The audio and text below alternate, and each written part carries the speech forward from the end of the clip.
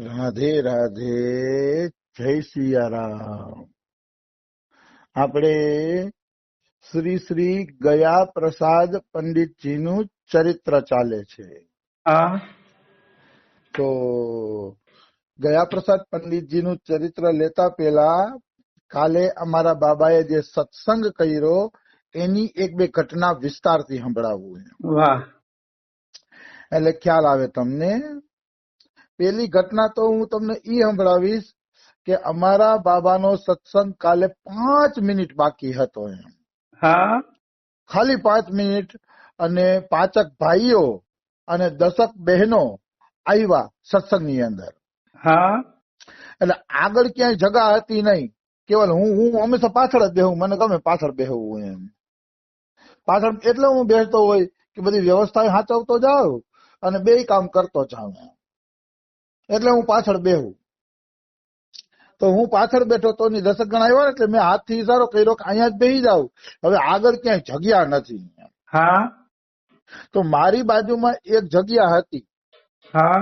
અને અમે સાધુ અલગ બેહીએ અને લેડીઝ અલગ હોય અમારા બાબાને ત્યાં. તો ઓલી બેન, એક બેન હતા 30-35 વર્ષના, એને મને ઈશારો કર્યો કે તમારી જગ્યા છે, અહીંયા હું આવી જાઉં. તો બધા સાધુ હતા. હવે સાધુ વચ્ચે એકલી બેન ને કેમ મારે ઘુસાડવા, એટલે મારાથી થોડીક ના પડાઈ ગઈ. બેન જગ્યા નથી, આમ ઈશારો કર્યો.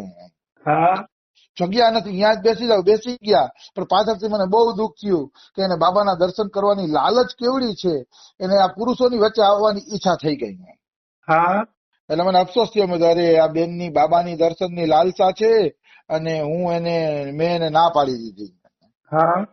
પણ જેવો બાબાએ સત્સંગ પૂરો કર્યો, જય જય શ્રી રાધે કર્યું ને, તો ઓલા બેન ઈશારો કર્યો કે હવે આવી જાઓ. પછી તો મેં કીધું આવી જ જાવ હવે.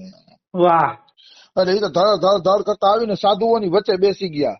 તો સાધુની વચ્ચે બેઠા ને, તો અમારા બાબાએ એને જ પૂછ્યું ઉભા કરીને, કહા સે આ રહી હો દીદી? એને જ પૂછ્યું. વાહ રે વાહ. એને જ પૂછ્યું કહા સે આ રહે હો? તો એને કીધું કે હું જાલંધર થી આવું છું, પંજાબ થી. મને ખુબ જ આનંદ આવ્યો. મારા હૃદયનો તાપ ઓછો થઈ ગયો કે મેં એને ના પાડી અને બાબાએ એને જ પૂછ્યું કે તમે ક્યાંથી આવો છો. આવી વસ્તુ છે, સમજાણું? આવી વસ્તુ છે. એટલે ક્યારેક સદગુરુદેવના આશ્રમમાં આવી લીલાઓ થતી હોય છે. એટલે આનંદ આવી જાય. ક્યારેક એમ થાય કે ગુરુદેવ કેવા અંતર્યામી છે, આ રીતે આપણા હૃદયની વ્યથાને હળવી કરે છે. આ સંત સદગુરુની કૃપા જ છે, બીજું કઈ નથી. બિલકુલ. આ રીતે આપણે પ્રોત્સાહન આપતા હોય છે. તે મને ખુબ જ આનંદ આવ્યો. રસ્તા વચ્ચે પછી એ ચિંતન રહ્યું, હારું બેન ને દર્શન થઈ ગયા. આપણે તો રોજ દર્શન કરતા જ હોય. હા બિલકુલ. પણ એને દર્શન થઈ ગયા, કારણ કે આ બધા પંજાબ થી કેદી આવે પાછા વળી. એવી વાત છે. તો એક તો આ ઘટના બની. બીજું, કાલે અમારા બાબા રામદાસ કાઠિયા બાબાનું ચરિત્ર લેતા હતા. તો એ રામદાસ કાઠિયા બાબાના ચરિત્રમાં એક પ્રસંગ બાબાએ એવો લીધો કે રામદાસ કાઠિયા બાબાનો એક શિષ્ય હતો, એનું નામ હતું ગરીબદાસ. ગરીબદાસ નામનો એક શિષ્ય રામદાસ કાઠિયા બાબાનો ભલો ભોળો સીધો સાધો માણસ, જેમ ગુરુ કહે ને એમ સેવા કરી રાખે, એવો ભલો ભોળો માણસ હતો. જેમ ગુરુ કહે એ પ્રમાણે સેવા કરી રાખે, બીજું કઈ જાણે જ નહીં. ગુરુ સેવા રામદાસ કાઠિયા બાબાની કરી રાખે અને થાય એટલું ભજન કરે. તો એક વખત રામદાસ કાઠિયા, આમ તો રોજ એની પરીક્ષા લેતા, રોજ એને વઢતા, એની યારે બોલી લેતા. આ બિચારો કઈ બોલે નહીં. એક વખત રામદાસ કાઠિયા બાબા દંડો લઈને ત્યાં નીકળ્યા અને આ વાસણ ધોતો હતો.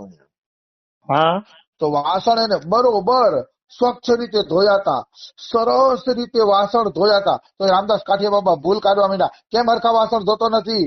કેમ તે હરખા વાસણ માંજ્યા નથી? આમાં જો ગંદકી રહી ગઈ છે, આમાં આ રહી ગયું છે. ઓલો કે હા ગુરુજી, મારી ભૂલ થઈ ગઈ, હા ગુરુજી મારી ભૂલ થઈ ગઈ, એમ કહી રાખ્યો ઓલો બિચારો. અને રામદાસ કાઠિયા બાબા કારણ વગર વૈડે રાખે. તે વઢતા વાત ત્યાં પહોંચી ગઈ કે રામદાસ કાઠિયા બાબા એના માથામાં દંડો મારી લીધો. દંડો મારી દીધો ને ચેલાનું માથું ફોડી નાખ્યું. હા તો એ ચેલો હાથ જોડીને એમ કે છે, ગુરુજી મારી જ ભૂલ છે, ભલે તમે મને મારી લીધું, ભૂલ મારી જ છે. તોય ચેલો એમ કે છે કે ભૂલ મારી જ છે. આવા ચેલાઓ તો ક્યાં જોવા મળે છે. અત્યારે તો ચેલાઓને બે વાત કહી દે તો નારાજ થઈ જાય છે. બિલકુલ. સહન શક્તિ જ નથી રહી કોઈની. ચેલાઓને કઈક ભૂલ દેખાડીએ તો નારાજ થઈ જાય, ચેલાઓને કઈ કહીએ તો નારાજ થઈ જાય. હા આવી વસ્તુ છે. હવે એ જમાનો જ રહ્યો નથી વડવા બોલવાનો. બિલકુલ. અને ચેલાઓમાં હવે એવી સહન શક્તિ નથી રહી ગઈ. અને સાચું કહું ને તો કોઈમાં એવી કલ્યાણની ભાવના જ નથી રહી ગઈ કે ગુરુ મારે તો મરી જવું છે પણ કલ્યાણ કરીને જ ઉઠવું છે. હા ચેલાઓની અંદર આવી ભાવના હવે રહી નથી. આવી વસ્તુ છે.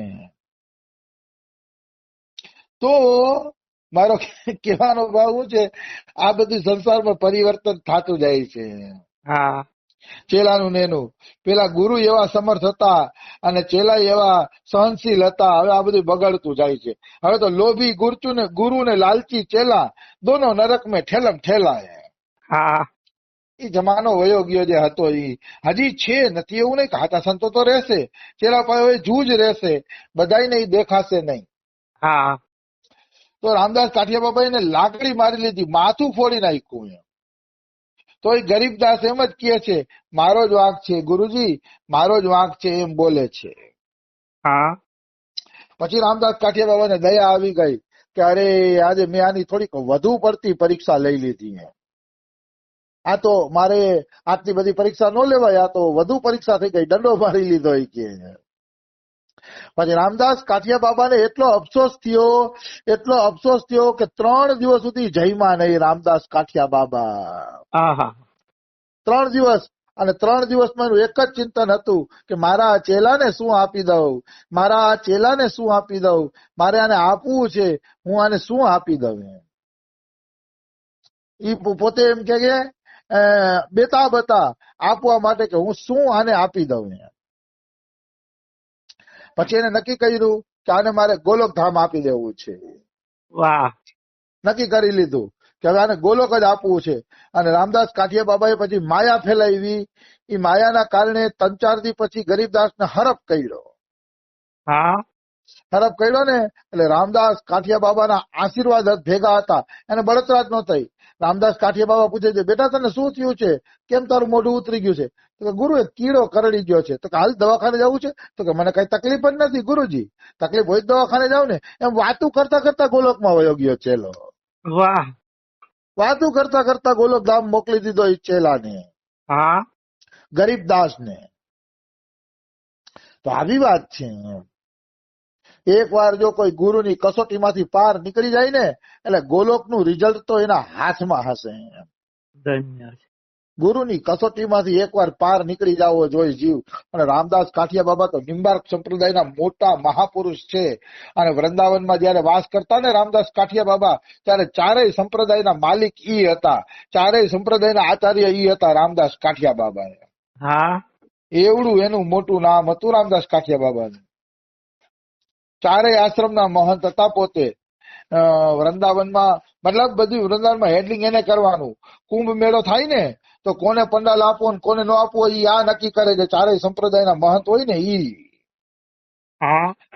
એવડી મોટી હસ્તી હતા રામદાસ કાઠિયા બાબા. તો રામદાસ કાઠિયા બાબાએ આ રીતે ગુરુને ચેલાને ગોલકધામ મોકલી આપ્યો. પણ આગળનો પ્રસંગ છે રામદાસ કાઠિયા બાબાનો કે રાજા અને રંક બધા હરખા હોય ભક્તો માટે. જે ખરેખર ભગવાનનો પ્રેમી ભક્ત છે કે જે ભગવાનનું ભજન કરે છે એના માટે રાજા અને રંક બે સરખા હશે. હા રાજાથી કોઈ મતલબ નહીં હોય અને ભિખારીથી એને કોઈ પરહેજ નહીં હોય. પછી એનું ઉદાહરણ આપ્યું અમારા બાબાએ રામદાસ કાઠિયા બાબાનું કે એકવાર રામદાસ કાઠિયા બાબાને સ્થાનિક રાજાએ મળવા બોલાવ્યા. તો રાજા પાસે મળવા ગયા ને રામદાસ કાઠિયા બાબા, તો ખૂબ એનું સ્વાગત થયું, ખૂબ એનો સત્કાર થયો, અસલ મજાનો સત્સંગ થયો, સ્વાગત સત્કાર ધામે ધૂમે શોભાયાત્રા સાથે રાજાએ એનું સ્વાગત કર્યું. પછી સ્વાગત કરી, સત્સંગ કરી અને લગભગ રાતના 10 વાગે રામદાસ કાઠિયા બાબા ત્યાંથી નીકળ્યા રાજા પાસેથી. હા રાજા પાસેથી નીકળ્યા ને તો ઓલો દરવાન હોય ને પગી, દરવાજા ઉપર ઉભો હોય ઈ દરવાન. ઈ દરવાન છે ને એને રામદાસ કાઠિયા બાબાએ કીધું, પેલા ચિલમ બિલમ હોય તો પાને ભાઈ, અહીંયા રાજાના રાજ્યમાં થોડોક ઉપકી ગયો છું હું, ઈ કે એમ. હા ચિલમ બિલમ હોય તો પીવડાવ. બોલો કે છે ગુરુજી ચિલમ, ઈ કે. તો કે ચિલમ લલકારી બે જણા. તો ઈ દરવાન દરવાજા પાસે નીચે જમીન ઉપર બેહીને રામદાસ કાઠિયા બાબા પ્રેમથી ચલમ પીવા માંડ્યા. હા